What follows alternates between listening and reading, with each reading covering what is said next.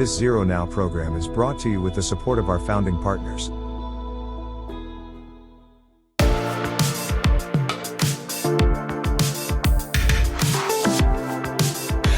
Now, we've been very excited to introduce our guest panelists today for this discussion. Each bring a different perspective to the table.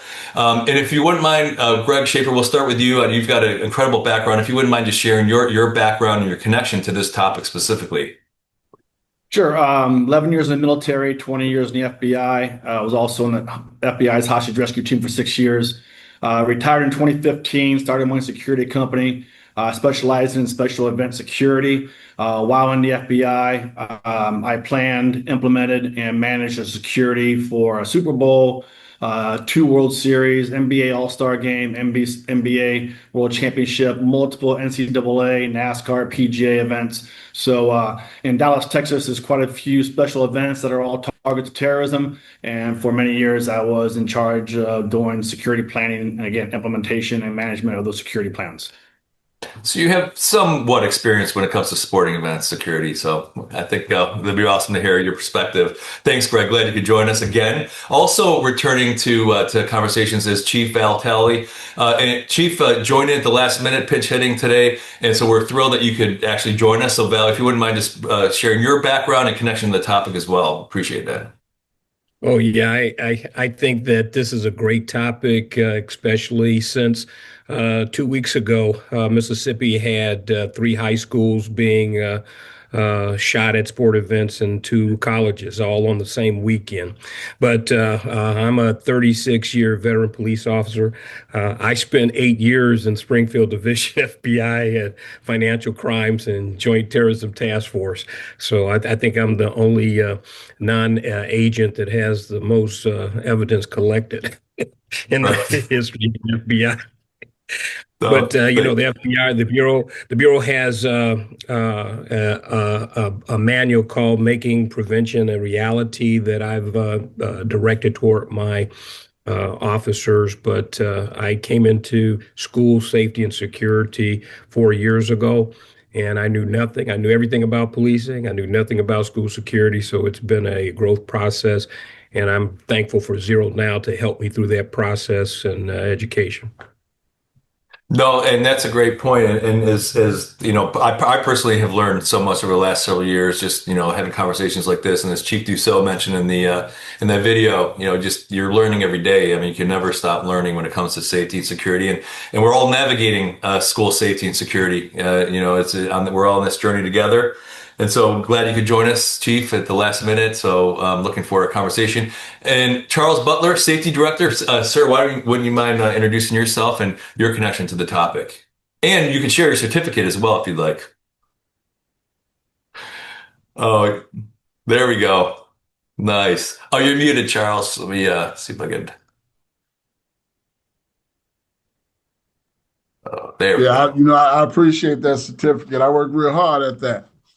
First of all, you just got me in the middle of these 2 giants, but I was head of security for 18 years at my local high school that I went to. And then I was promoted to district safety manager, where now working with my law enforcement and my SROs and the community to build a safer campus, because I got 14 of them now, trying to keep all stakeholders safe. We've got 6,000 kids within our district, and just learning more and more and more as I grow. ZeroNow has gave me a different platform now, where I'm actually moving into learning more about threats and more about cyberbullying and more about campus awareness and campus safety, which now has given me a bigger picture on what my role and responsibilities are. You didn't realize what you signed up for.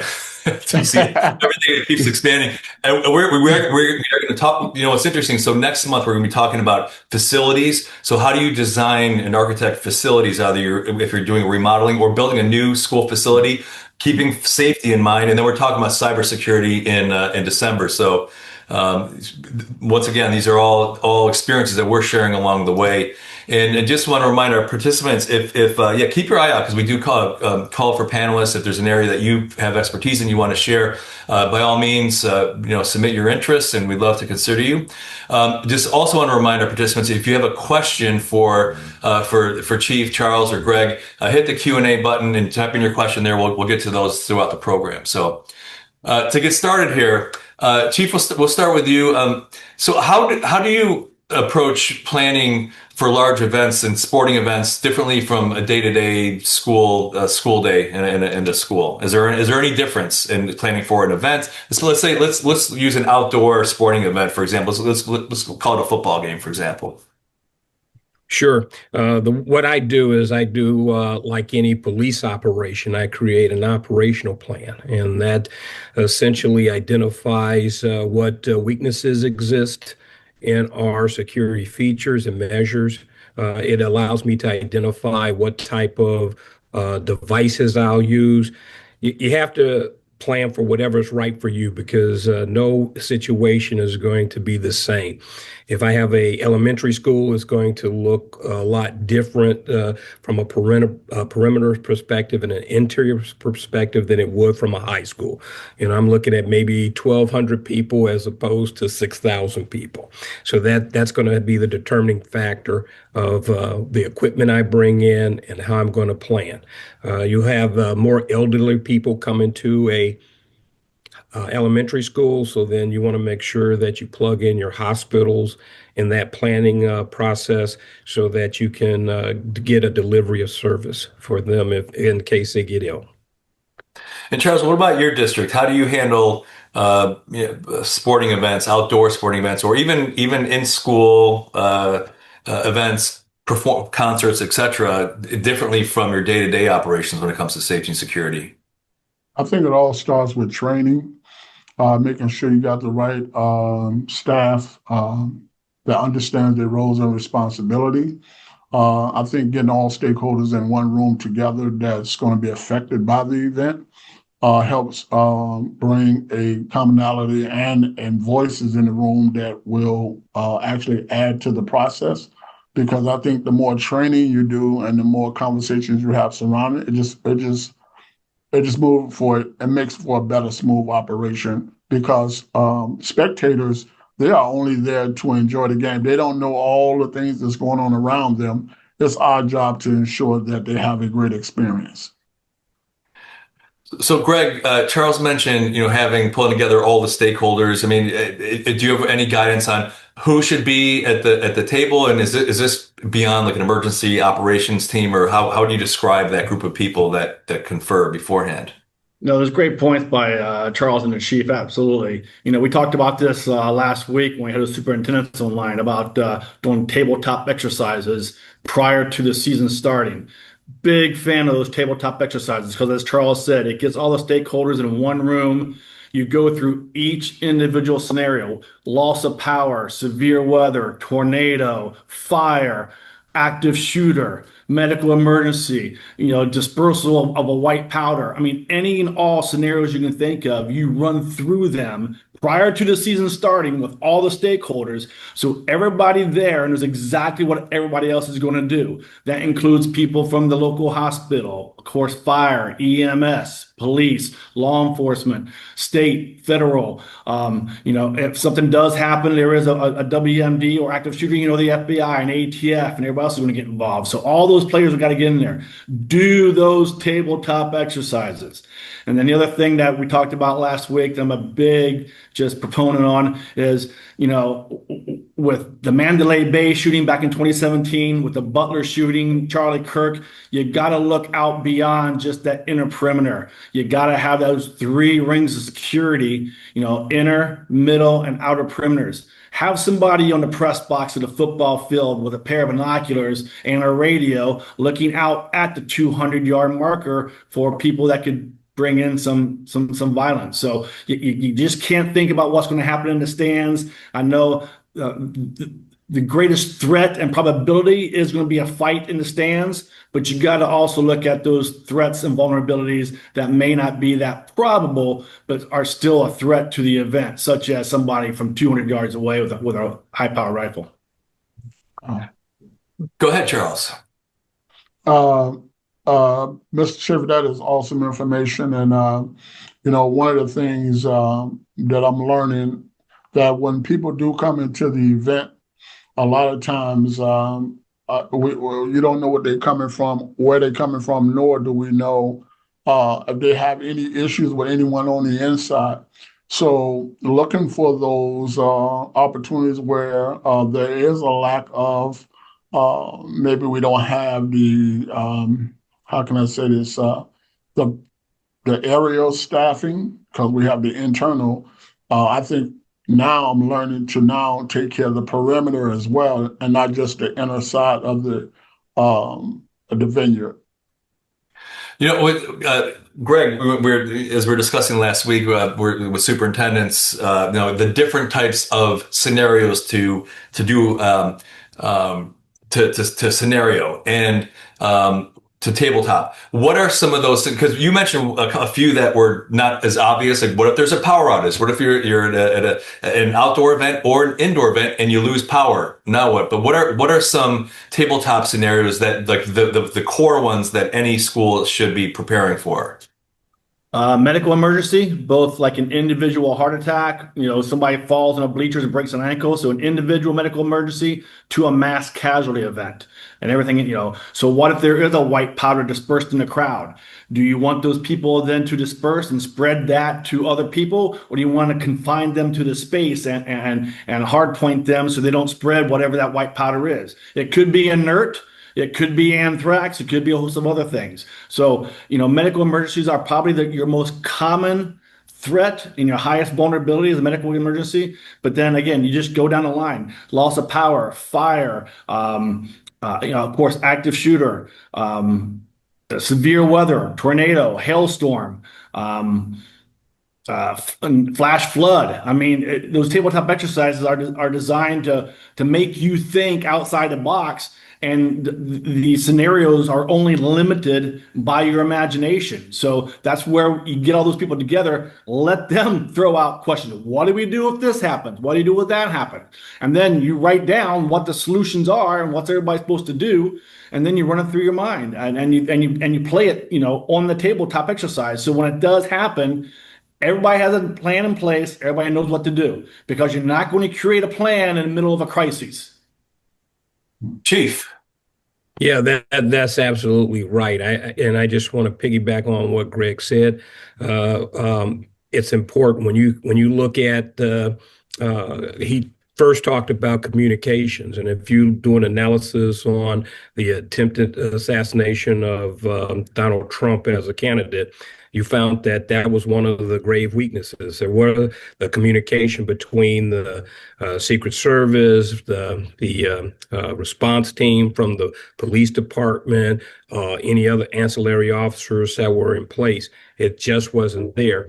And so that's going to be one of the critical areas you have to complete when you do those operational plans. You have to make sure everybody's on the same channel. And then, more to the point of what Greg talked about, if you're looking and considering mass casualties, you're going to have incident command area. And you're going to have to make sure that in that incident command, those people are monitoring everything that's going on. No doubt. And Charles, please.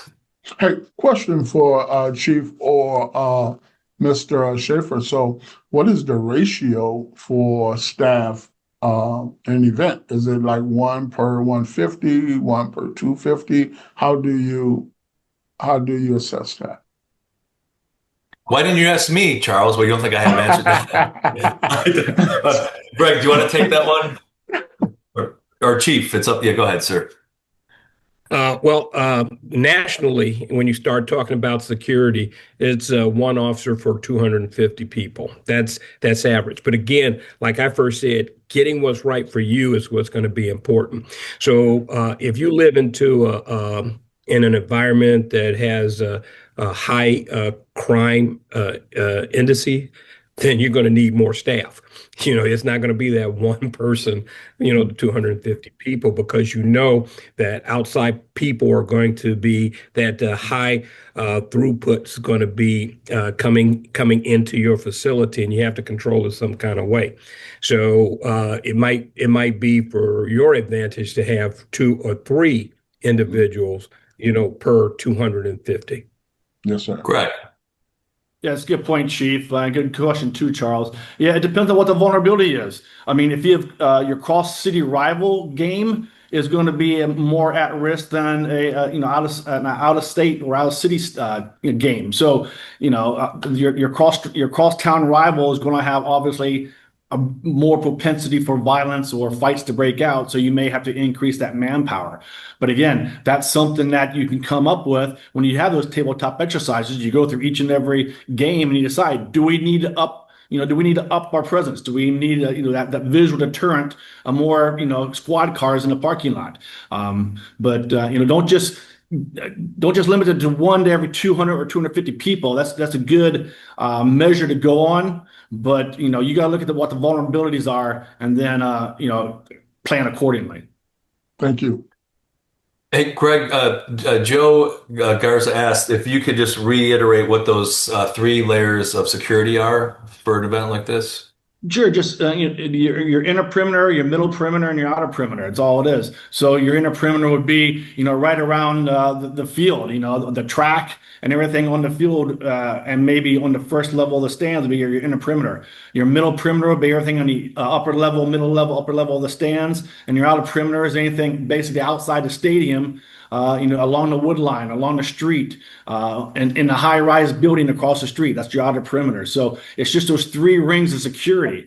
And again, it's a manpower issue. I get it. I understand it. And it's a money issue. I mean, some of these school districts just don't have the money. And that's where I tell all my superintendents and all my, people that work for me in the school systems doing security is think outside the box. Talk to the guy who has a student that goes to your school that owns the Ford dealership or owns the 5 McDonald's. Get those boosters to pay an extra bit of money strictly for security. Think outside the box when it comes to getting that money, because you're going to have to pay those extra officers. Again, open those games up to any law enforcement officer off duty who brings, who's armed. He gets in for free. All right, make it an incentive to come, because you want more guns on site. Right? I know it's a school. I know there's some people out there, maybe from more liberal districts. I'm from Texas, so we believe in that kind of stuff. But get those guns there, because if bad things happen, you're going to want good guys with guns there. Okay, an off-duty police officer. There has not been one incident of an off-duty police officer or a person in the NRA doing any act of violence when it comes to active shooters. Not one. So get that fear out of your head. It's not a rational fear, okay? It's an irrational fear. Get those off-duty cops there, let them in for free, give them a free popcorn at the same time, make them feel welcome, because when when the what hits the fan, you're going to be glad they're there. Yeah. Well, you know what? I'm gonna jump in real quick because Greg made a good point. I love Texas because my daughter's an Aggie. It cost me a lot of money, but she's got that ring. Anyway, with Texas, something that I really enjoy with Texas, and I wish Illinois, because that's where I'm at, would have something too, is they have guardians. And the guardians are normally in the school, and those are unidentified personnel who are armed. They train, very specifically and uniquely, but they serve in the school district so that it serves as a preventative measure for people who might want to do something inappropriate in a school facility, but it transitions into the sporting environment or the sport events too. So you don't know who is there as a guardian, and with the weapon. So those people may be walked in by the Texas school district police chief or another police chief, said, hey, we're officers, because they'll have, credentials, but you won't know that they're guardians. But it does serve, like Greg said, as a disruptive service, for violence. Well, I'll tell you, and Greg, I mentioned this last week. My father was federal law enforcement. He never left the house or went to any event without an ankle firearm, and so that's not a new concept, but I think it's, looking at it from a different lens. I think it's important from a school security perspective. Charles, I'd love to hear how you handle that in your school district. Do you allow off-duty officers to carry firearms to sporting events or other events? So we just had a situation last week where an off-duty officer came to an event. His daughter played volleyball, and he came to the event and came through the Evolve system, and it went off. My safety, they called him, and the administrator called him, and they said, "Hey, you went off." And he says, "Well, I'm an off-duty officer." He showed his credentials. Typically prior to my new administration, we didn't allow that. But now, if they do show their credentials of who they are, and letting us know that they are there to not be a nuisance, they're there to watch their child, and that's just an extra layer of safety for us if anything breaks off. So we will embrace it now, because I think, like Mr. Shaffer said, and you might need that. Well, what's interesting, Greg, please go ahead, sir. Yeah, I'm looking at a question here by John Sylvester talking about, when can a game be canceled? That's a great question. Again, that is something that, again, should be addressed at that tabletop exercise prior to the season even starting. What is the criteria? At what level of threat does it get to before the administration and whoever the decision makers are cancel that game? So great question, John. It just depends on who your decision makers are and what they have determined to be that threat level. Once it gets so high, they cancel the event altogether. So that's definitely a case by case scenario, but a very good question. And again, something that should be addressed in those meetings prior to the season starting. And you can have these tabletop exercises before football season, before basketball season, before soccer or baseball season. I mean, it doesn't have to just be one time. You can do them 3 or 4 times a year. But they're a great way to iron out these questions that are popping up on the webinar chat, which is some great questions. Yeah, you really cannot do enough tabletops, and they're really look at every possible scenario, because the better prepared you are, obviously better you're going to be able to respond. But let's talk about not response, but let's talk about prevention. And Chief, talk about the scenario that John mentioned about having a rival team. I know you mentioned this the last time we were discussing this topic, about a scenario about a rival team, and they're posting on social media, I believe. One of the things that came up a lot on the school safety director roundtable, which was different than the superintendent roundtable, was about intelligence. Getting intel before an event. Do we have a chance of an incendiary event at the homecoming game because you have the rival team coming and they're talking up on social media, taunting one another? How do you address that situation if you're aware of that? Kind of going back to Greg's point about roundtabling things, tabletopping. While you're planning and doing an operation plan, and I talked about the incident command area, that's where you're going to have the people collecting intelligence, and then they can disperse that out. That's where your SROs become very important as a tool for the school, because they build relationships with the kids, and some kids will be bystander reporters, and they'll give out information that'll allow the security staff and safety director to take action and make additional plans, because it's going to be moving. This whole process is going to be moving. You're going to make mistakes. And one of the things that I want to say is that, be aware that you're going to make mistakes, debrief after, so that all the gaps can be corrected for the next game. No, great point. Excellent point. Charles, you brought up technology and weapons detection, and somebody asked about weapons detection. So there's obviously different layers of weapons detection. You mentioned concealed weapons detection. Greg, at the roundtable, you mentioned visual gun detection. So why don't we talk a little bit about what technology can be used in preventing specifically gun violence? And so, Charles, you mentioned Evolve. So is that your primary? Do you have like single entry with concealed weapons detection, or how do you handle that? So at our events, we have It's amazing.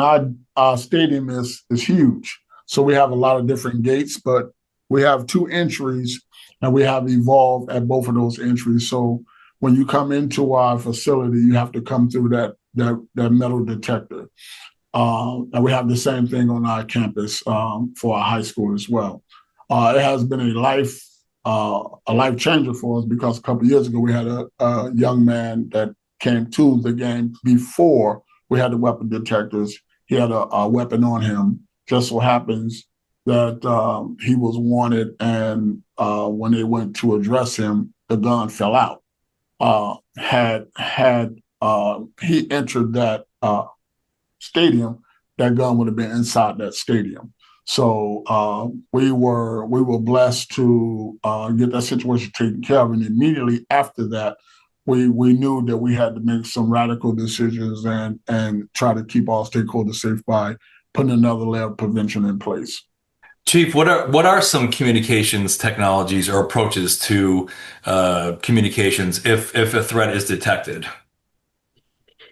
I would think that it will limit the access. When you think that there's a threat, the demand to restrict the access to a certain point, that's where it becomes important. So you have to have those communication features available to you. And Charles, I mean, we talked about having a team. What is the most effective way to communicate with a team if a threat is detected? If there's an incident, you talk about like radios, texting systems, public address systems, and what technology do you employ So to right communicate? now, definitely, we have two-way radios. Everyone, all stakeholders, everyone that's involved with our events have a radio. However, we have one person that's in charge, so everyone is not screaming different things. We kind of filter things through whoever's in charge, the administrator or the safety coordinator or myself if I'm present. That way, I can get the information out to the SRO immediately or medical, because we have a medical a EMT on site. But I think sometimes when you have everyone screaming different things, first responders cannot get to the location quick enough because they don't know where they're going, and we have to use precise information. So to answer your question, what we use right now is the two-way communication. That's what we use. You brought up an important point, Charles. So while we're on the football theme here, so Chief, who is quarterbacking emergency response? Because if you have 5 people that are all responsible for safety and security, who actually owns it? So who is that? Who should be that primary point of contact? Or in the schools you work with, who is that point of? Is it the safety director? Is it the superintendent? Is it the principal? Is it the SRO? Who is that person? Or persons. I always have to default back to, it's all what's right for you.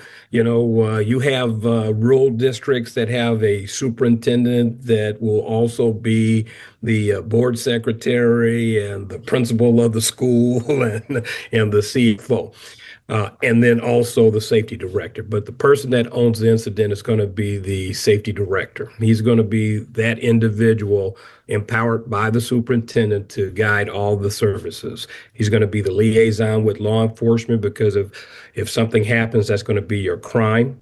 And then the police own it, but they'll still be the driver of the incident. Greg, on a broader scale, and like in the national events like Super Bowl or World Series, I mean, who is that primary point of contact or the quarterback, if you will, for the emergency response on a larger scale? Well, again, the Super Bowl, we had over 86 different agencies in the command post, over 5,000 personnel. The FBI ultimately was the co-leader with the Arlington Police Department because the stadium is located in Arlington, Texas. So again, those kind of questions are answered when during the preseason, during your tabletop exercise. Everybody knows who the boss is. Again, those kind of questions have to be answered. Again, you're not going to develop a plan in the middle of a crisis. You got to have these plans in place and what your actions are going to be prior to the incident occurring. And that's where, again, that's where those tabletop exercises are so great. That's where you develop those 3 rings of security. That's where you determine, okay, who's going to have the binoculars on top of the press box looking at 200 yards? Who's going to be in charge of the parking lot during the basketball games when it's wet and cold and it gets dark at 4 in the afternoon and your game's at 7 and the parking lot's pitch black? Who's going to patrol the parking lot? Do you have cameras looking for people drawing weapons out of their car? So again, all those questions, who's in charge, who's the person making the command decisions, has got to be identified prior to that event starting. That's for sure. Exactly, because there's always assumptions, and like I thought Charles got it. No, Chief's got it, and so that's absolutely critical. So that's probably one of the biggest takeaways I think from our superintendent conversation last week, or the roundtable, was tabletop. So you are prepared. You know what the hell you're doing.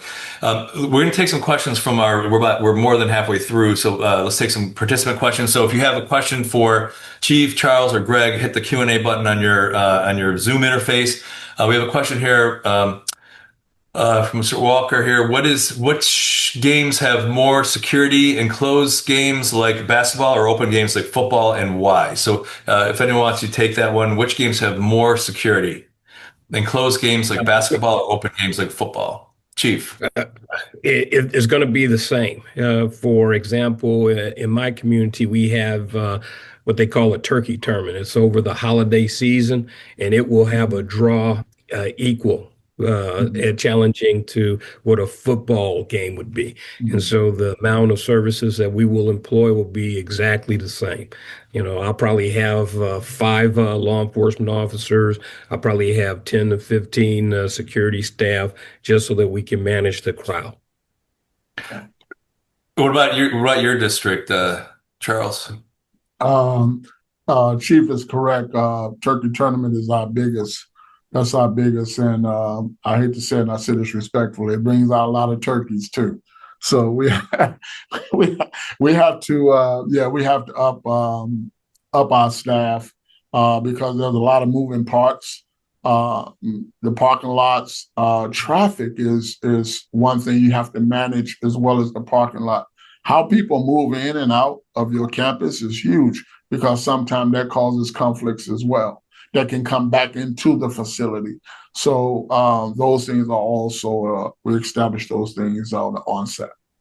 And also don't forget the after game shenanigans, at the local McDonald's. They gather after the games like that. The police will tell you right off the bat that's a lot of problems right there is after the game. So again, got to have plans for that and got to have a response for that. And, that has to be talked out as well prior to it actually happening. Yes. Along that note, what would you say the biggest oversight is in preparing for special events, sporting events, and I think Greg, I mean, it seems like one of those big oversights, at least that I've learned over the last week, was the tabletop. Being prepared, preparing your scenarios. But Chief or Charles or Greg, are there any other major oversights that schools or school leadership tend to overlook when preparing for events? I'm going to jump in if you don't mind, guys. I think it's a real safety procedure. Oftentimes, people don't do those operational plans, those pre-purposed event structures, organizational structures of, like Greg was talking about, where you just have everybody identified up front. When I, as an example, when I do my operational plan, from who the lead person is for one area of an event, because there'll be several areas that will be looked at, what every one person will do, who's going to transport elderly people on a golf cart. It gets down to that type of detail, because you don't want them mucking up the system, the access points. You don't want them to slow down the process. So all those things have to be taken into consideration. So that real safety procedural process, I think, is missed out by a lot of districts. Charles, any thoughts on that as far as things that are overlooked when it comes to Yeah, planning? for one of the things I would like to piggyback off, Chief, um, crowd control, especially during like halftime. Halftime is everyone is congregating in one location, and even though you got a lot of uncontrolled movement, but that crowd control is huge. Paying attention to what's going on, listening to different noises, and watching different groups, that tells you a lot. What we have a question. Chief, I'm sorry. We have a question from Josh that came in, and whoever wants to take this, please jump in. Greg, did you want to add something before I take this question? Yeah, I think one of the things that are overlooked quite a bit are mass casualty events. Whether it's an active shooter, God forbid, you have multiple casualties. You have a fight break out, and people are storming off of the stands, and 6, 8, 10 people are trampled or have broken ankles. Now you have a mass casualty event. They're very difficult to manage, but they're they're very easy to occur. So I think you need to do a lot of training and a lot of discussions on how you would handle a mass casualty event. Yep, no doubt. So Josh asks, excuse me, what's the best approach for a small town and small agency for having security for an indoor or outdoor sporting event, a very small school? So Josh, assuming that there's probably not a whole lot of budget allocated for security for a small school sport. How can you be resourceful when it comes to safety and security? If you don't have a budget for staff and technology and everything else. Chief, you want to take that? Yeah, just like Greg said at the beginning, you just have to be creative and innovative. What we do is we deal with a lot of community partners. Right now, even though I have a lot of security personnel, I still reach out to our community partners. I'm working with an organization called Sister Girls right now, and we're working with them to be ancillary to our normal practices. And you could do the same thing. You don't want to put students, overseeing students like your National Honor Society, but there's going to be a lot of other organizations like that. Your local colleges, might have some kind of scholar association, and they look for citizenship experiences, and they could be an effective volunteer for you to do those things. And then there's other organizations. Don't overlook the Rotary Club. Their whole purpose is, to provide leadership roles, and they're a voluntaristic organization. They would be able to come in there and assist too. What's interesting, it just dawned upon me, one of the aspects, and Chris mentioned something. Where's Chris commenting here about the human element? Chris Whedon, hey Chris, is the whole see something, say something culture, right? As part of school culture, the human side of things. If you see something as a student or as a spectator of concern, having a mechanism to communicate that. And I know there are different apps that do that. There's text to tips, that could do that, but that's an important factor because, the whole notion of a leakage or chatter or things before an event, having a mechanism to get that information into you is absolutely critical. Charles or Greg, any other insights onto, dealing with a small school that has very little budget, if any, for security for a sporting event? If you don't mind, Mr. Shaffer, one of the things I would say is continue to build upon those relationships within your school, your staff, having staff involvement, deputizing them, training your staff to be at events is awesome because they know the kids. Outside of that, build those relationships, like Chief said, with different resources in the community.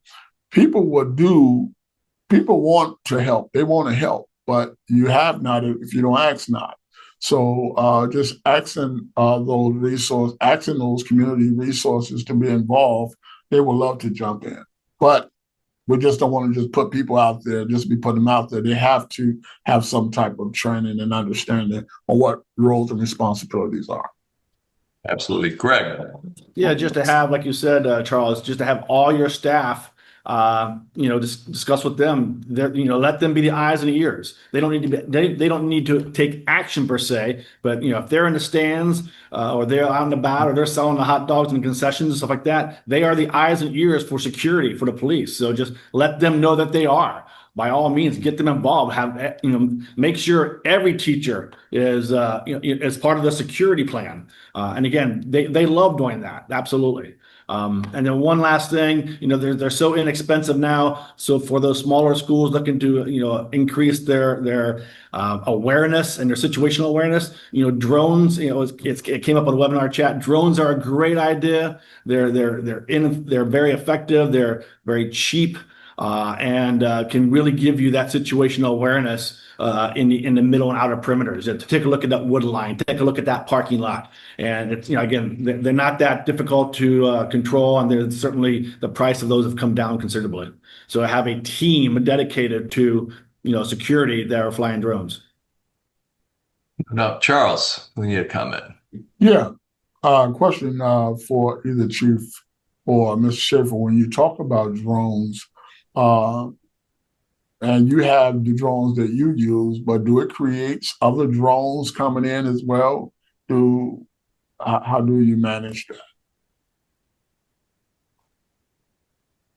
Well, it's just gonna depend on the pilot. Okay, each pilot is kind of given license for a certain area. And, so you'll have to, if you're going to use outside sources, and I'm just going to use this as an illustrative example. If you're going to use the county, because every county has an emergency management association, they have licensing, for certain areas where they can use a drone. You'll have to craft an MOU, a memorandum of understanding with the county in order to have them come in and do that. But other than that, you can feel free to use everybody. But like Greg said, the drones are relatively inexpensive, and if you're a small district without resources, think about Homeland Security grants, monies from Department of Justice that have what they call the SVPP, which is a school violence prevention program grant. You can do things like that. Yeah, Charles, you go ahead and develop a no drone area. I mean, you put signs up, put it out in the local paper, put it on the tickets. This is a no drone area, except for those that are being flown by, authorized personnel or law enforcement. So the only drones you want to see in the air are your drones for sure. Thank you. So Jeremy asks, we have about probably under 15 minutes left, so just ask your questions in the Q&A, please. Jeremy asks, is there any sort of template for security teams to use for event planning? Does that exist, or do we need to create that, gentlemen? Is there a template? Oh, Ari, I thought you already had that. Oh, no, that's what you guys can help with that. Well, what I'm going to recommend is the incident command model, because I think that's kind of a standardized model. Anytime that there's going to be some kind of critical incident, that's what it's always going to default to. And so if you have a security workforce, just have them go online. It's free from FEMA. It's IC 100C. And they take that, and then that gives them a list of what the process is and the procedures, and that's adaptable to any type of situation. Got it. Greg or Charles, anything to add on that? Is there a template, things that doing a tabletop, having single point, and let's go back. We'll circle back because to Charles' point earlier, do you need to have a single point of entry, or is it okay to have multiple access points?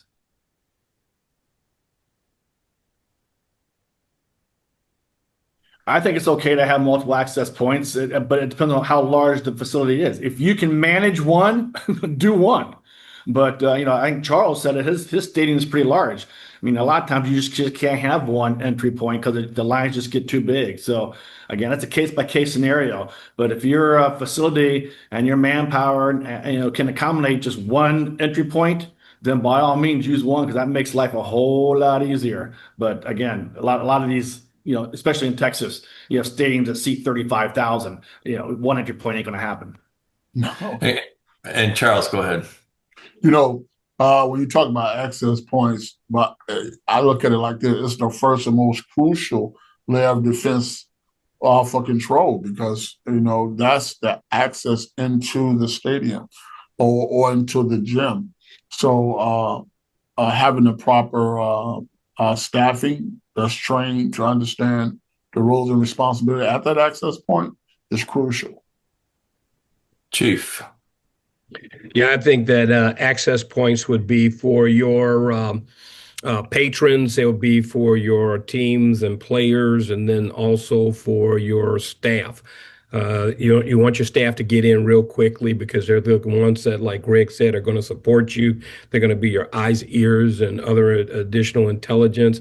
The teams go in whenever it's supposed to be arranged, but the people that you're going to give the heavier scrutiny to are the outsiders that come into the event.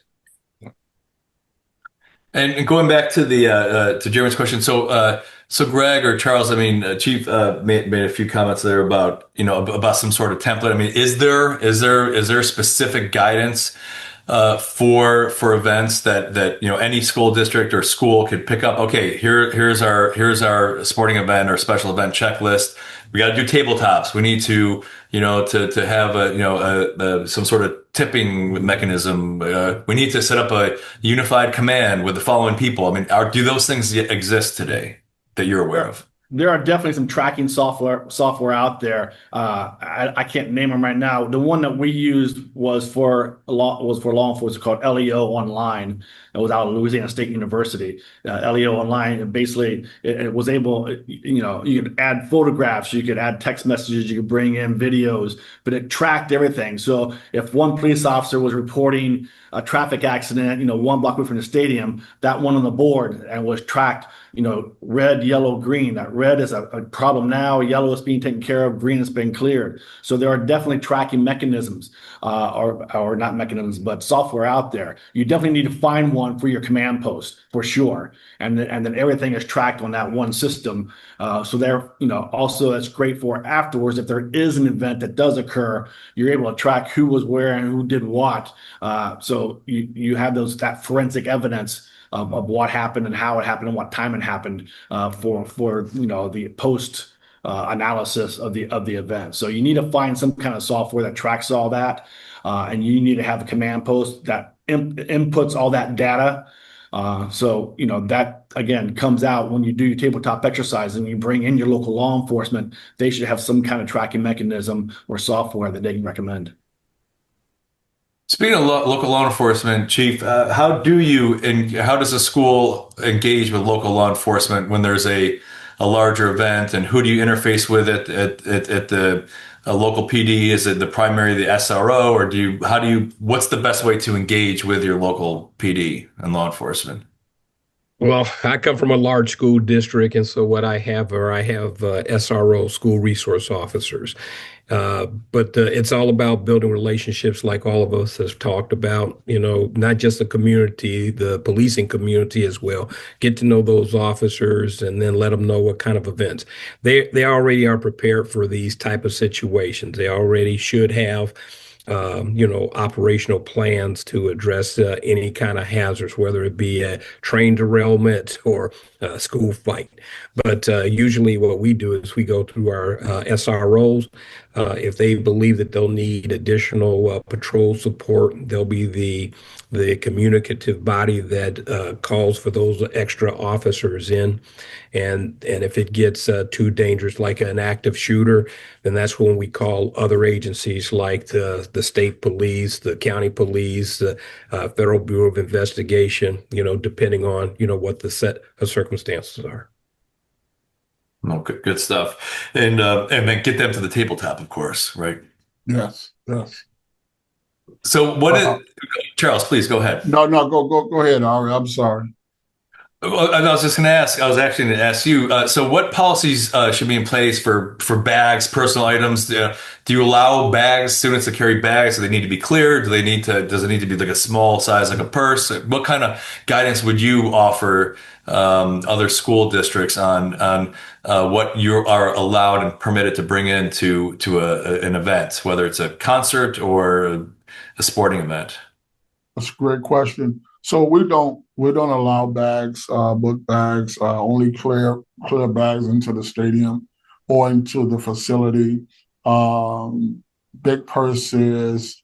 Only bags we do allow is for medical, or you have some, a young lady that they have a little bitty child, and you got all the diapers and all of that. We it's definitely searched, but we don't allow bags into the facility. Only small little hand purses. And Greg, do you have guidance on that as well? I know you mentioned to our superintendents some similar type of guidance. Yeah, I'm a big fan of either no bags or clear bags only, and have a size, a 9 by 8 or whatever the case is, per size, but make it clear. That'll help keep a lot of the issues, out of the stadium. So big fan of having bag restrictions. Yeah, that seems to be a pretty common practice and good insight. Same with you, Chief. I mean, is that similar policy in your district in Decatur? Yeah, absolutely. And we started that about 2 years ago. So now we're starting to get compliance. Clutch bag size in terms of the sizing for women bringing things in, that allows them to put their little phones in and everything. A couple of lipstick tubes. But yeah, we just limit everything. And then, like Charles said, we have a separate access point with people that have medical conditions or children that their bags need to have a little longer time for inspection. Great. Just got time for one more question. Oh, Charles, please. I just got a question real quick for my colleagues here. So, what do you guys do for like situations where you have a pregnant young lady or woman says that I cannot go through the metal detector, or I don't want to be wand? I mean, how do you guys handle that? Well, I've never had that experience. Just to be real quick about it, you said that you use Evolve system, and I like that system, but our district is fortunate enough to have multiple devices. We have the Shea open gate, so it won't pose any kind of problem to, infants. We also use the Metricent Ultra, which is a, very adaptable, very portable tool, that they can go through. Then we use the Garrett walkthrough devices. So each of these type of devices, won't be harmful to children. But if someone were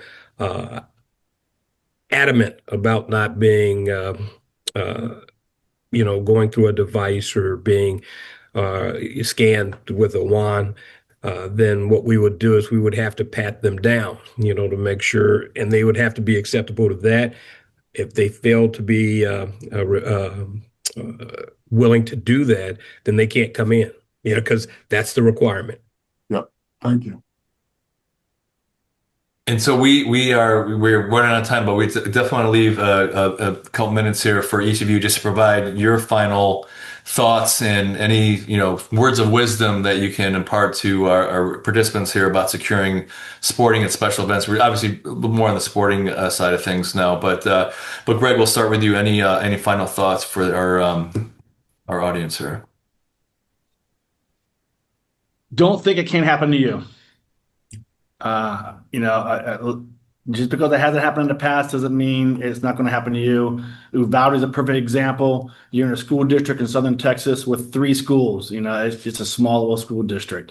If it can happen in Southern Springs, Texas, in a church of less than 100, in a town of less than 1,000, it can happen at your school. So don't get lackadaisical. Don't get complacent. Work with your local, police, fire, EMS, hospital administrators, teachers. Bring in outside experts like the 3 of us to train your staff, to get them to think about safety and security. The old adage is the farther you travel, the more credibility you have. So it's hard to give a safety brief to people that work with you. They don't take you, they don't take you seriously enough. So, but just don't get lackadaisical. We are living in a more dangerous world, and it can happen. Have those plans in place before your season starts. Great, thanks, Greg. And yeah, that is always a factor that it can never happen here. We're a safe community. Every community is safe until they're not. Charles, final thoughts from you, sir. Yeah. So the world we live in has changed. Where there's 4 or more people, they're all soft targets. I never put convenience over safety. I had the pleasure of being in Uvalde right after it happened. I flew down there a month after it happened. And just being on that campus, I talked to people from all over the world. And the one thing the young lady told me that was inside the building, she says, when you go back to your district, do me one favor, tell them to lock those doors. And that changed how I looked at safety for my campuses. So my last words would be never, ever put convenience over safety and never prop anything because doors have locks on them for a reason. Great advice, Charles. Absolutely. Chief, please, final thoughts, if you wouldn't mind. Oh, sure. Something that we didn't cover is that when you have these games, remember that they're going to be in your facility. So you want to limit the access to the rest of the building. If it's a gym area, keep people located right by the gym. Because if they do get something into the school, they could put it in the locker, which can create other problems down the road. So keep it at the location that you're having your event. That's a great point, and I'm glad that you brought that up because we did not cover that, and there's still so much that we still need to cover, but we are out of time, and this is an ongoing conversation. So I just want to remind folks to visit ntssd.org to continue this conversation at our sister organization, National Council of School Safety Directors. Our next conversation is November 18th, and it's about master planning for facilities with a safety perspective, an important topic that we often overlook. And so that we're going to have a conversation about that a month from now. And just want to thank you, Chief. Thank you, Charles and Greg, for joining us today. And I just wanted to say, I always wanted to meet you, so thank you. Oh, man. No one's ever said that to me before. Thanks, Charles. Appreciate it. Thanks, Greg. Thanks, Chief. We'll see you guys soon. Thanks.